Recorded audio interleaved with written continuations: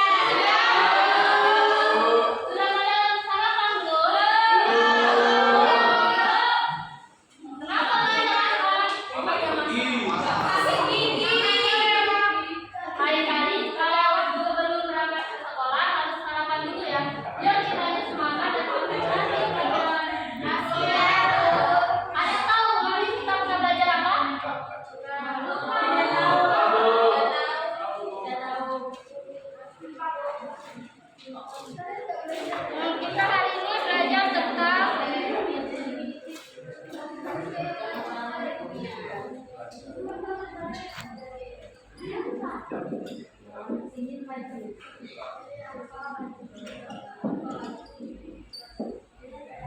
definisi belajar. Definisi belajar. Sudah tahu apa sih yang dinamakan belajar? Di sini ada menurut tiga para ahli pengertian dari belajar. Ibu tulis dulu ya. Ya, Bu. Ya, Bu.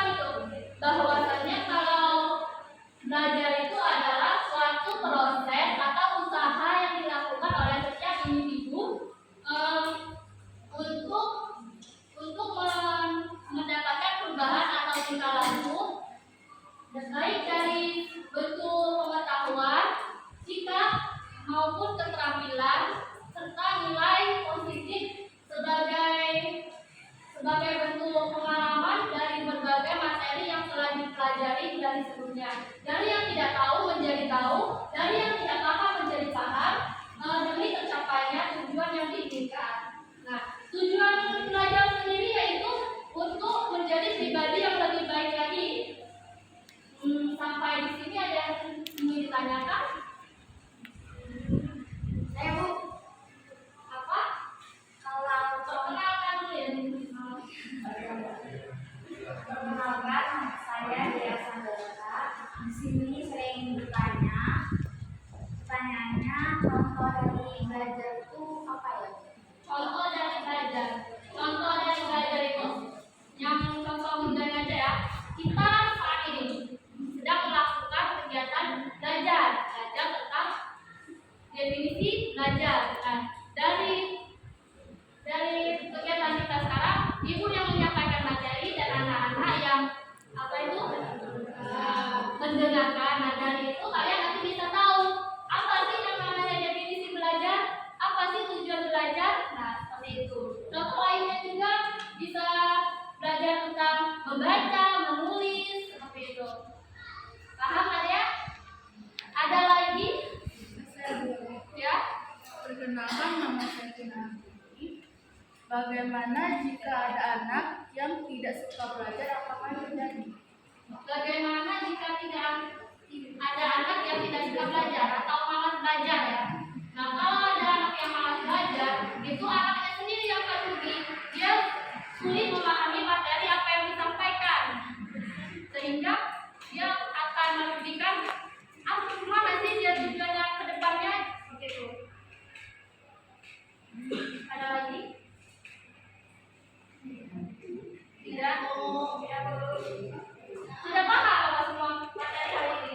Nah, itu Ibu ada pertanyaan. Siapa yang bisa menyimpulkan pembelajaran kita hari ini? Oh. Boleh maju ke depan. Belajar.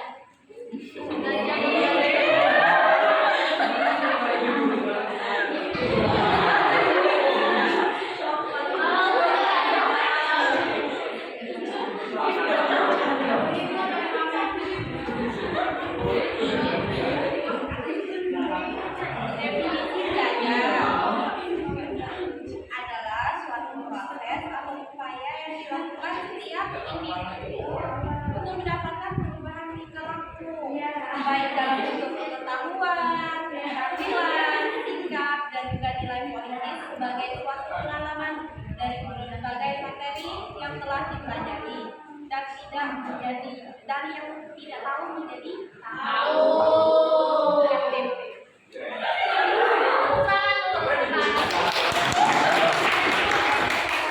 Jadi itu ya pelajaran kita hari ini. Jika kalian masih belum paham, kalian bisa tanyakan langsung. Sudah paham ya? Sebelum Ibu menutup materi hari ini, Ibu ada sedikit. Coba kalian berdiri sebentar. Sebentar.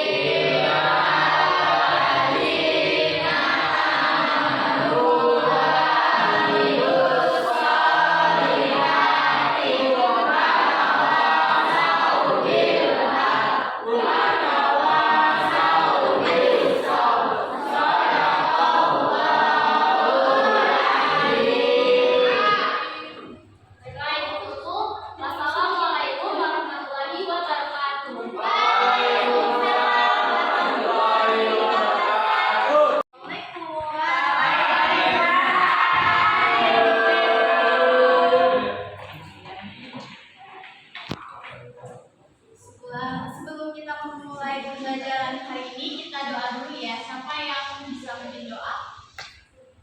Kepada saudara Azab, silakan bikin doa dulu ya. Baik, kita mulai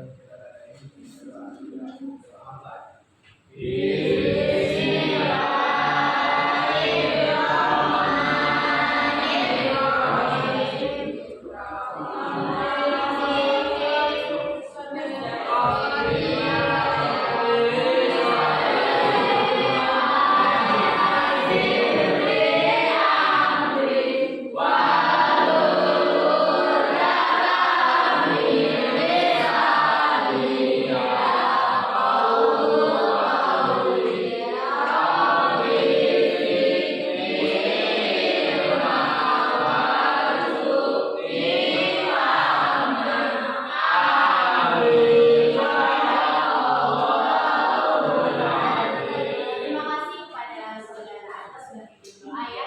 Kita absen dulu ya anak-anak. Iya, Ibu. Natalia, Mutila, Pedra, Azab, Azab, yang masuk pagi ya. Bapak semuanya masuk semua ya. Oh, ada siapa? Ada 34. Jadi nggak masuk satu ya. Apa keterangannya?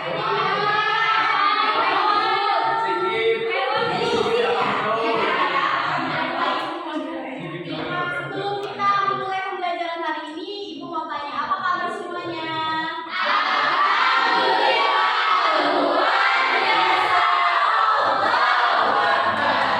Ibu, bukan. Ibu mau tanya, kemarin ada yang ingat apa pembelajaran materi dari sebelumnya? Masih belajar. Nah, hari ini ada yang tahu materinya apa? Ya. Hari ini kita akan belajar tentang ciri khas perilaku belajar.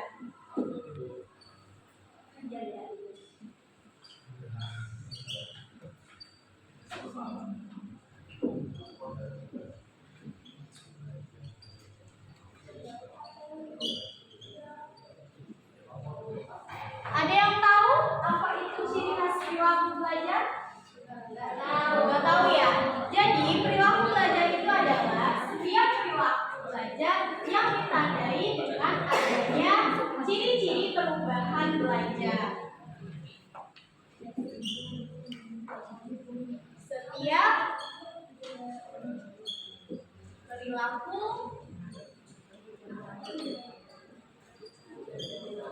belajar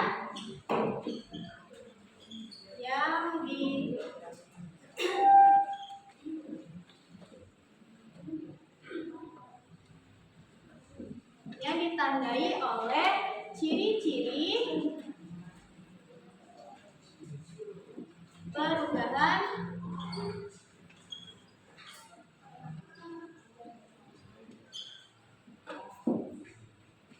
Nah, ada yang tahu ciri-ciri perubahan belajar itu apa? Enggak tahu, jadi tahu. Ciri-ciri perubahan belajar itu ada yang tahu? Enggak. Nah, ya. Nah, ciri-ciri perubahan belajar itu adalah menjadi karakteristik dari perubahan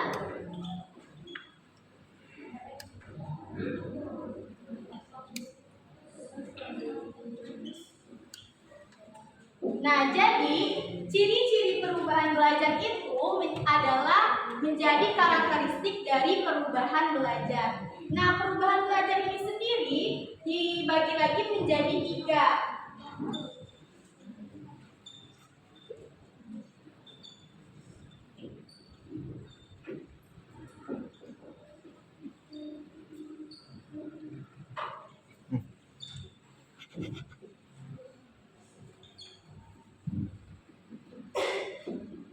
Yaitu ada perubahan intensional,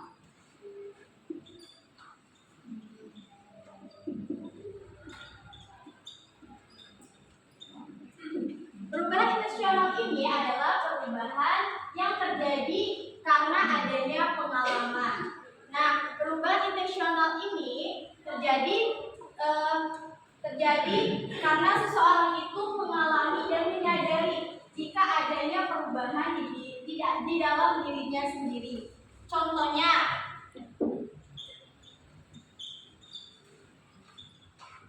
saat kita belajar bersepeda.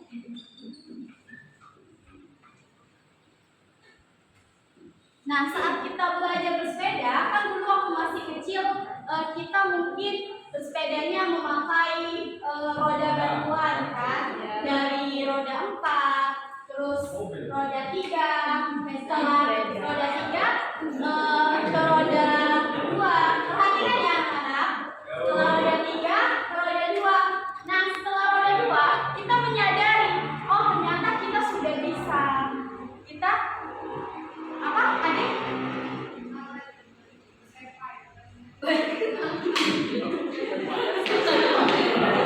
Maaf ya.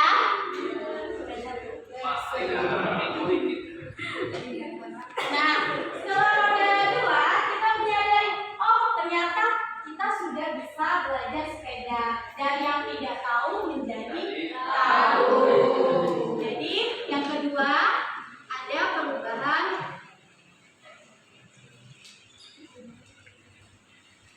positif dan aktif.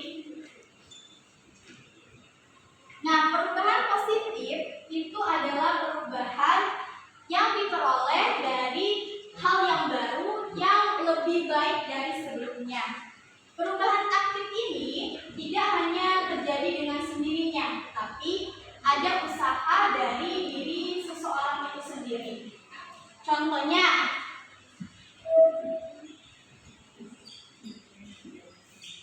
saat kita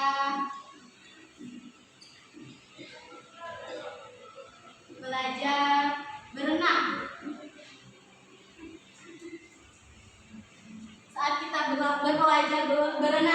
itu kan saat kita belajar berenang kan kita harus tahu dulu cara menahan nafasnya bagaimana, gerakan tangannya seperti apa. Nah, setelah kita tahu hal tersebut, kita mulai praktekkan dengan latihan yang rutin. Setelah kita bisa berenang, kan itu kan kita menyadari, oh ternyata usaha saya tidak sia-sia karena latihan yang rutin itu tadi. Nah, itu salah satu contoh dari perubahan positif dan efektif. Yang terakhir itu ada perubahan efektif dan fungsional.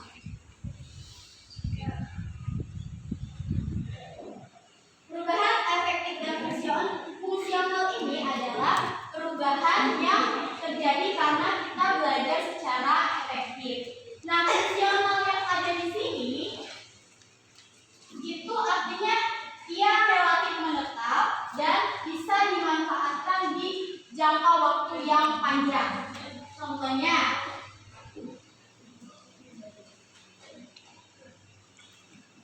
saat kita belajar berhitung. Nah, waktu kecil kan kita belajar berhitung kan, dari mulai 1 sampai 10, 1 sampai 20, waktu masuk SD mulai belajar 1 sampai 50, dan sampai 1 sampai 100. Nah, karena dia bersifat fungsional, jadi kan berhitung tadi sampai sekarang bisa kita manfaatkan di saat kita membeli sesuatu. Kita tahu nominal harga, kita tahu total belanja kita. Nah, setelah itu belajar berhitung juga dapat bermanfaat untuk kita saat kita belajar perkalian. Kan gitu kan, belajar perkalian kita harus tahu cara berhitung. Contohnya 2 kali 2. 2 kali 2 berapa? Nah, itu dari 2 ditambah 2. Nah, setelah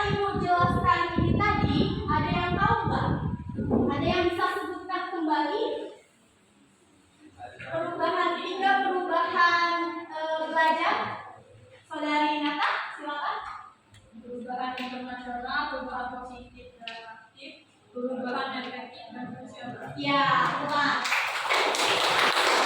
Berarti kita melihat dan mendengarkan ibu berbicara. Nah, di sini mungkin itu saja yang dapat kita sampaikan. Kita explaining dulu ya sebelum pulang ya. Bisa diri. Bisa diri. Kita semangat dulu ya sebelum pulang. Saudara Devi, berdiri.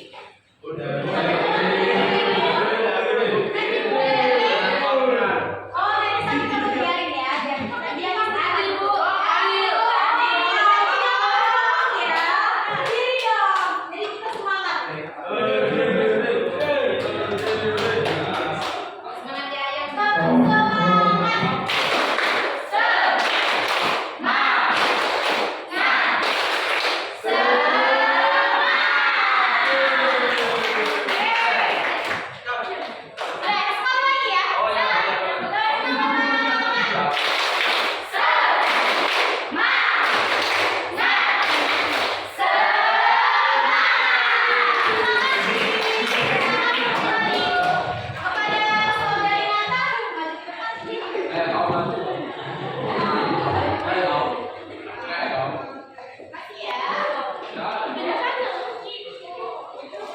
Sebelum kita pulang, kita doa dulu ya untuk saudara Anda selamat tinggal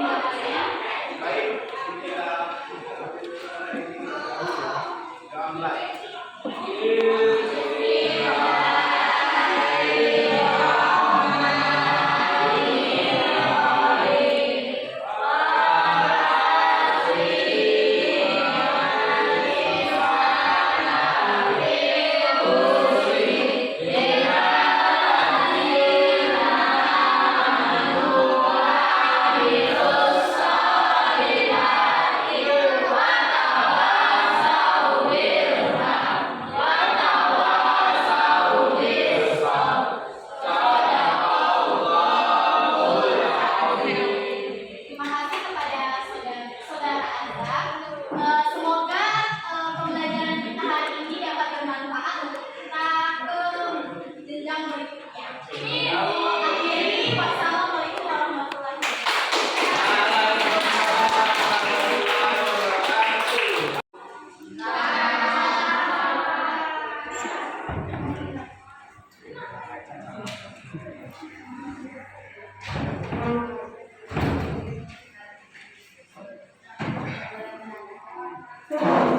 Sebenarnya itu Bapak ini kurang lebih. Nah, kalau untuk kalian semua, oh ya, tidak nak sumpah.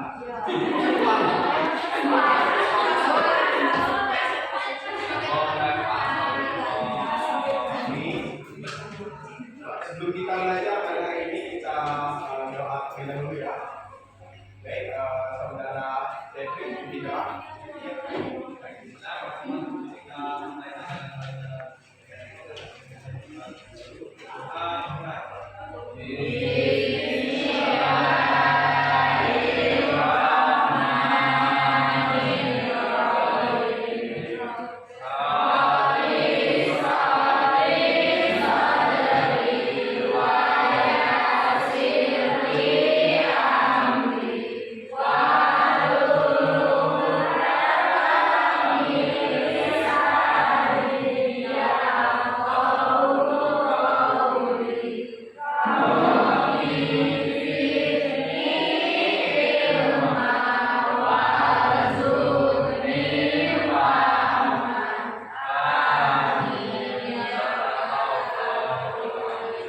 Bapak absen dulu ya. Bidang Hermawan. Depri Ardian Saputra. Sigit Purwanto. Dea Sandora.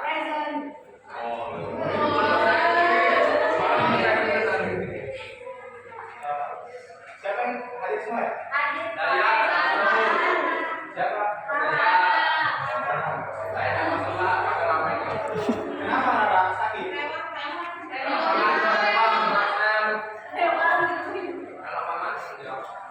Oke, baik. Anak-anak semuanya masih semangat ya? Masih. Masih Pak. Ada yang tahu pelajaran kita pada hari ini apa? Kemarin, materi kemarin apa? Ciri. Nah, pada hari ini materi kita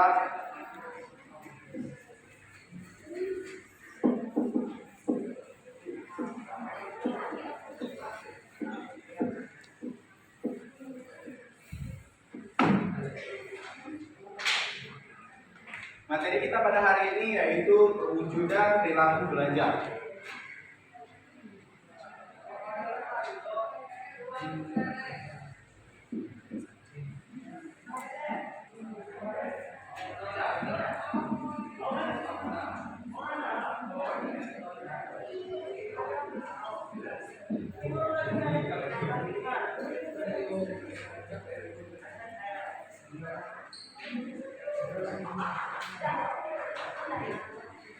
Dalam perwujudan perilaku belajar ini memiliki beberapa perubahan anak sekalian. Yang pertama yaitu ada kebiasaan.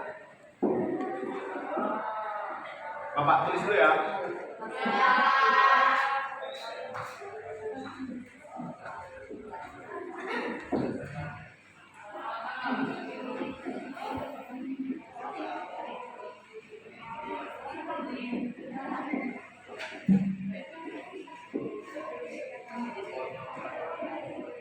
Rabu besok.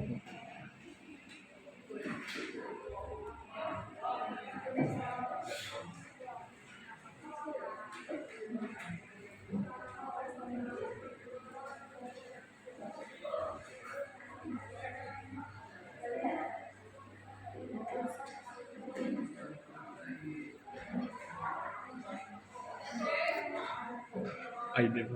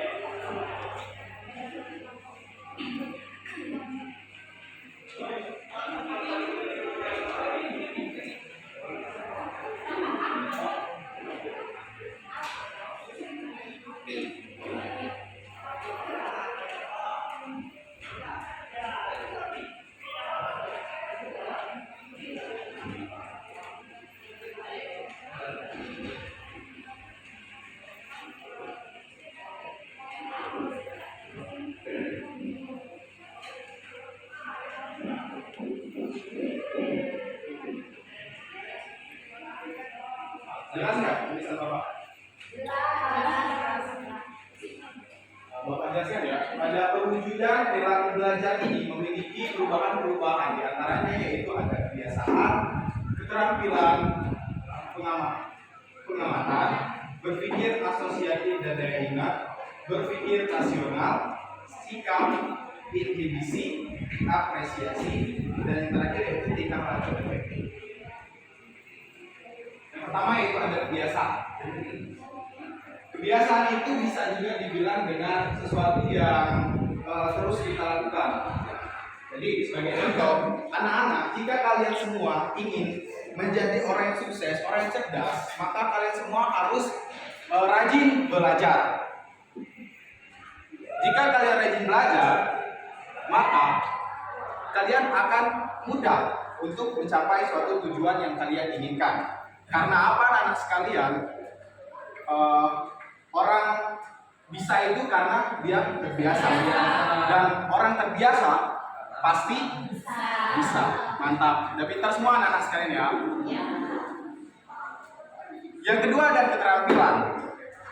Keterampilan itu menyangkut dengan suatu kemampuan kalian. Misalnya kalian yang pandai menggambar, melukis, atau suaranya bagus untuk menyanyi, maka jangan sia-siakan kemampuan kalian tersebut. Kalian harus mengembangkan kemampuan kalian tersebut agar kalian bisa menjadi seorang yang lebih baik. Jadi yang ketiga yaitu ada pengamatan.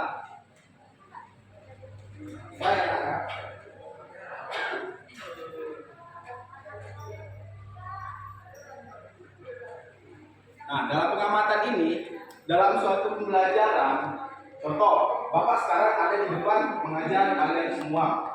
Jadi, kalian pasti mengamati Bapak kan, agar supaya apa? Supaya kalian bisa paham.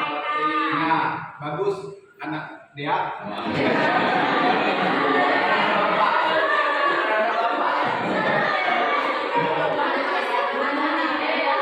Dea pintar ya. Iya.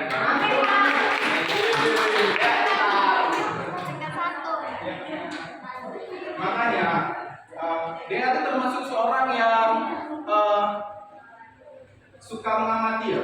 Jadi apa yang guru sampaikan dia sudah paham dan mengerti.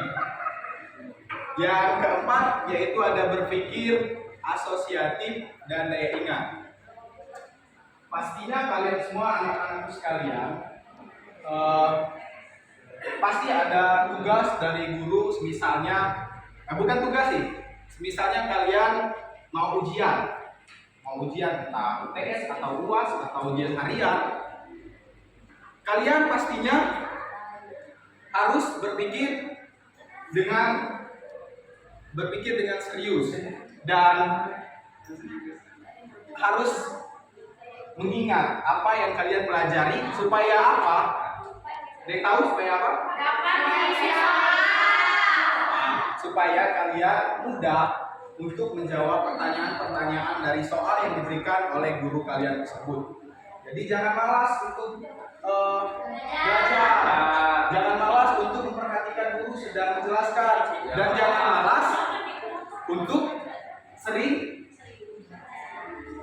apa? Bertanya, Pak. Nah, benar, sering bertanya pada guru. Tangan dulu, Res. Tangan dulu.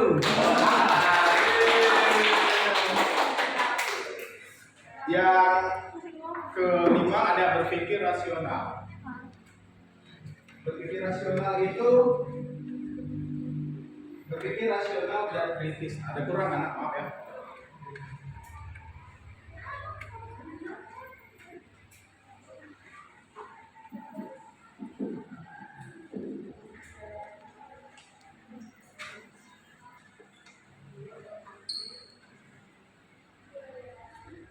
Kalian harus berpikir rasional dan kritis, maksudnya apa?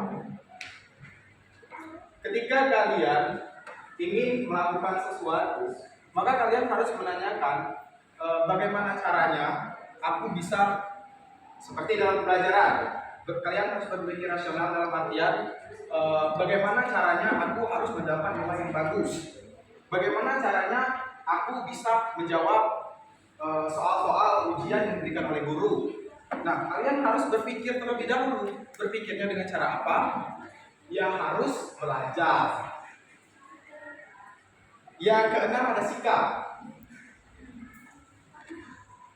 Saudara Adila, jangan perhatikan Bapak ya. Jangan main di belakang ya. Yang keenam ada sikap. Ibu tahu lagi.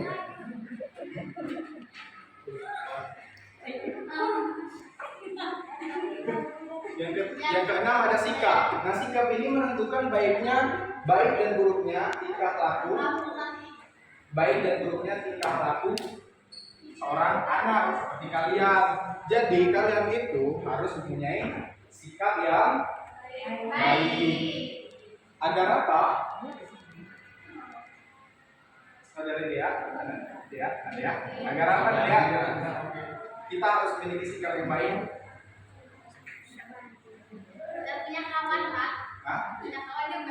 Nah ya, itu termasuk juga. Kalau kita punya sikap yang buruk, misalnya dalam pertemanan, kalian suka dalam kelas lah, kalian suka misalnya saudara Dewi Andian suka Membuli Yuda. membuli Yuda atau parah. siapa, itu tidak boleh ya anak. Kalian harus punya sikap yang baik, bukan sikap yang buruk. Nah apalagi kalian ini pastinya anak SD ya, jadi jangan, apalagi yang cowok nih, pasti ada yang pena temannya, itu nggak boleh ya. Nah itu mana? Baju coklat itu. Itu nggak boleh, makanya kita harus punya sikap yang buruk dan sikap yang baik. Sikap yang baik. Kalau nggak ya, bapak ini lagi sakit. Kayaknya manis masih banyak. Makanya sikap yang baik itu tidak hanya kita terapkan di lingkungan sekolah, melainkan juga kita terapkan di lingkungan keluarga, baik dengan orang tua, kakak, adik kita, apalagi dengan orang tua. Karena apa? Apalagi terutama ibu. Ibu adalah apa anak? Jangan, kita tidak boleh membentak seorang ibu. Karena apa? Karena surga ada di bawah telapak ibu. Oh, pintar. Karena sudah kita pakai ibu, jadi kan nggak punya ibu.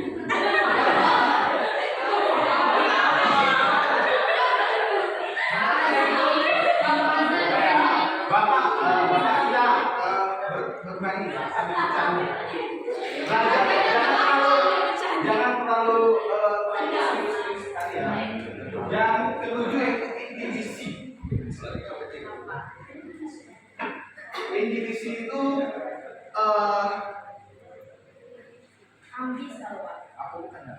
Bentar ya nak.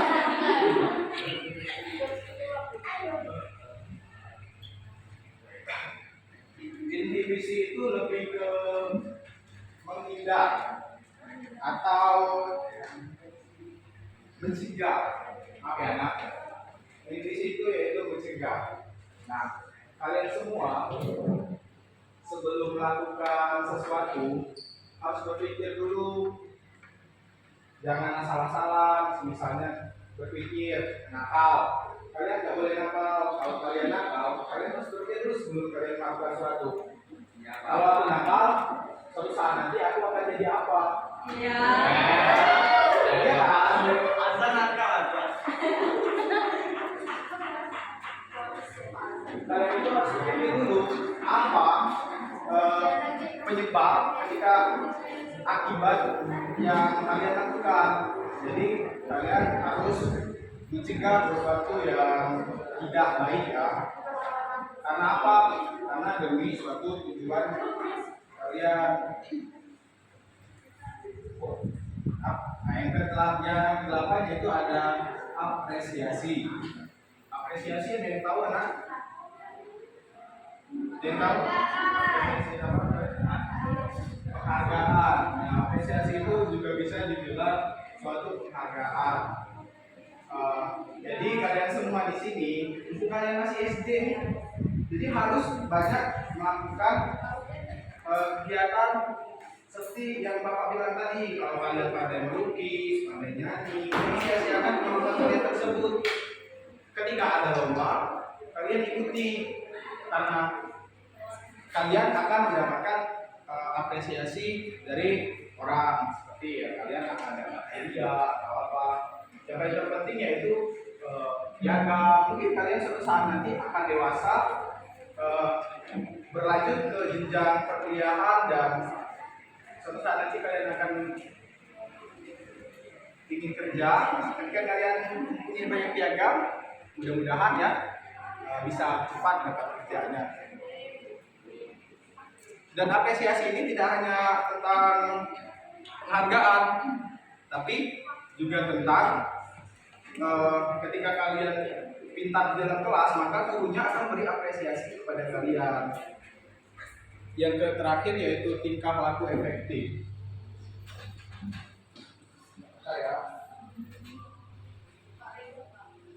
apa? Etika nak. Yang terakhir yaitu ada tingkah laku efektif.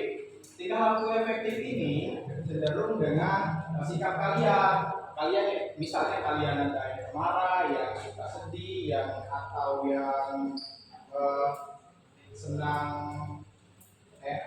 ya tadi suka sedih atau senang marah-marah saja dan bahkan punya rasa takut yang berlebihan. Jadi kalian harus memiliki sikap, kalian harus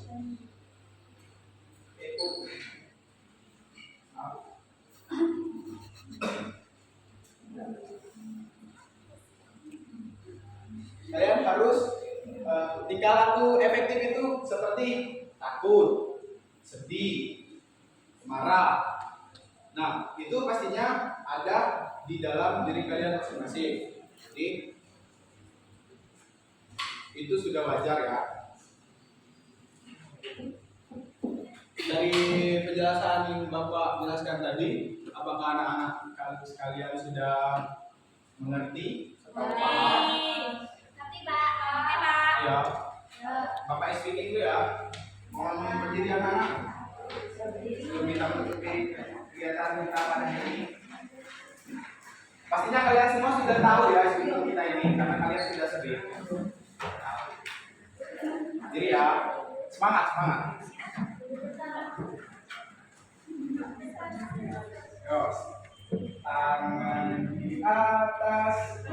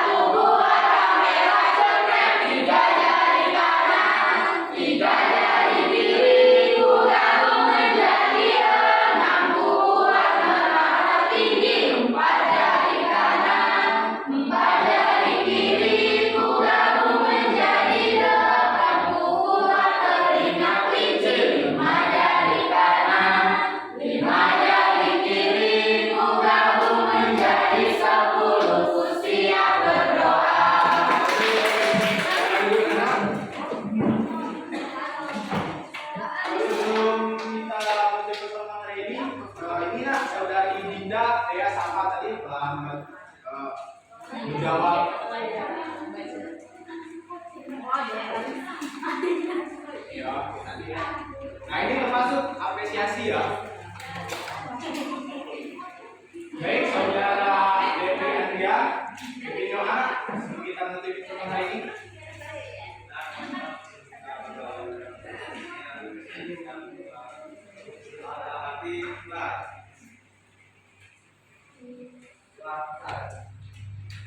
Makasih ya Nana, Bapak pulang dulu ya.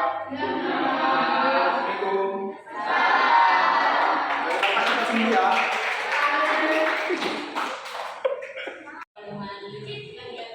Assalamualaikum anak-anak.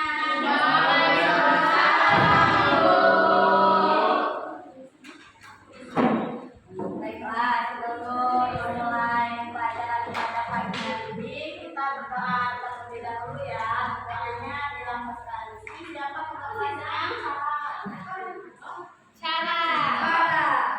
Cara memimpin ya. Cara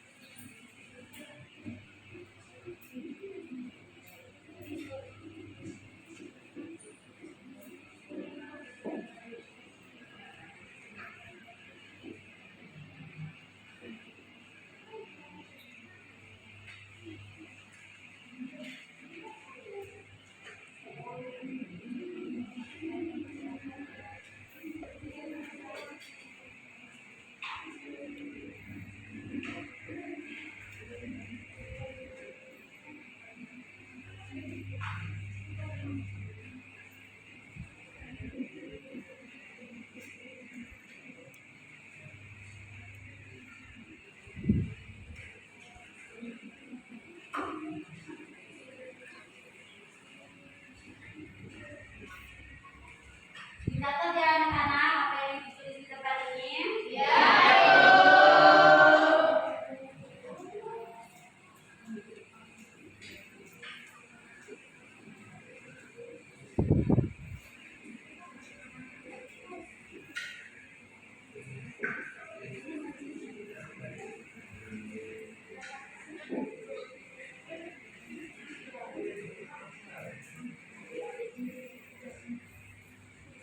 Nah, di sini ada faktor yang mempengaruhi belajar, yaitu yang pertama ada faktor internal.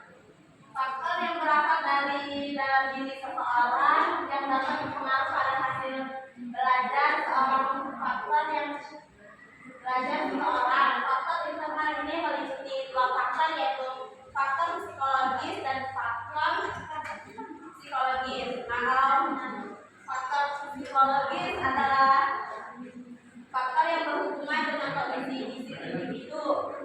Kalau faktor psikologis adalah keadaan psikologis seseorang yang dapat mempengaruhi proses belajar, contohnya kecerdasan, motivasi, terus ada bakat dan minat. Nah, di sini yang kedua ada faktor eksternal. Faktor eksternal adalah faktor yang berasal dari luar yang dapat berpengaruh pada hasil belajar seseorang. Faktor eksternal ini dibedakan menjadi lingkungan sosial dan non sosial. Yang pertama itu ada lingkungan sosial seperti keluarga, sekolah, masyarakat. Terus yang kedua itu ada lingkungan non sosial seperti cuaca dan fasilitas. Nah, di sini tadi kan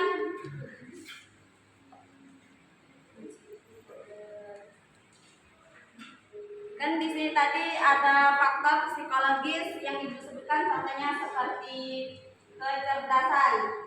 Nah, kecerdasan itu meliputi motivasi, kepercayaan diri, kemampuan berpikir kritis, kemampuan memecahkan masalah, dan kecerdasan emosional.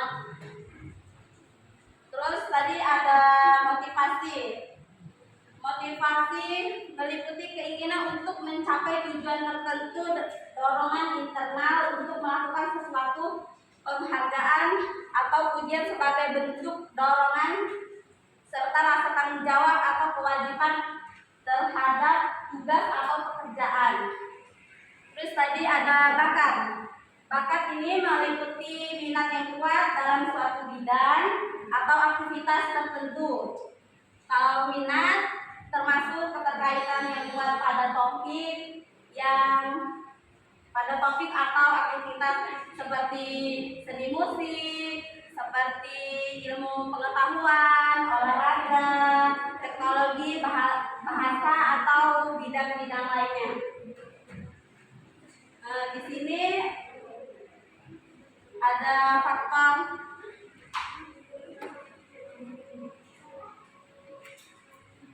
tadi faktor eksternal, ada lingkungan sosial seperti keluarga, sekolah, masyarakat.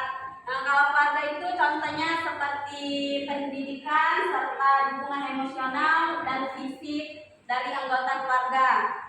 Kalau sekolah itu contohnya seperti pengalaman pembelajaran formal, interaksi dengan teman atau dengan guru. Terus kalau masyarakat contohnya budaya lokal, norma-norma sosial dan ekspektasi terhadap individu dalam lingkungan masyarakat. Kalau non sosial tadi kan ada cuaca. Cuaca itu perubahan cuaca seperti musim hujan, panas, terus ada lagi musim dingin. Dapat mempengaruhi mood atau kesehatan fisik seseorang dan aktivitas seseorang. Nah, kalau yang fasilitas itu contohnya seperti akses yang baik terhadap fasilitas umum dapat meningkatkan kesejahteraan dan mempengaruhi pilihan aktivitas seseorang. Di sini anak-anak ada yang ingin ditanyakan kepada guru? Saya Bu. Ya, silakan anak Dinar.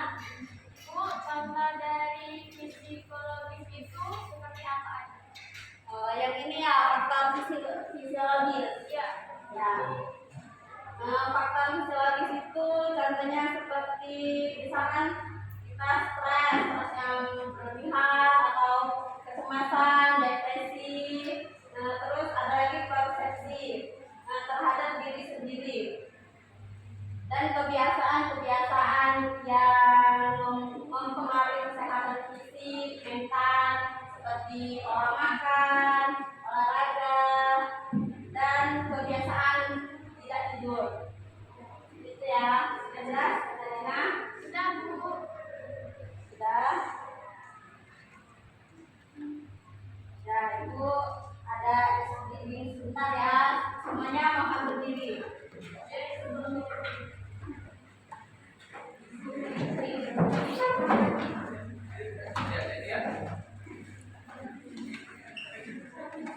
Biar kalian semangat untuk pembelajaran berikutnya, itu punya teman namanya semangat ya.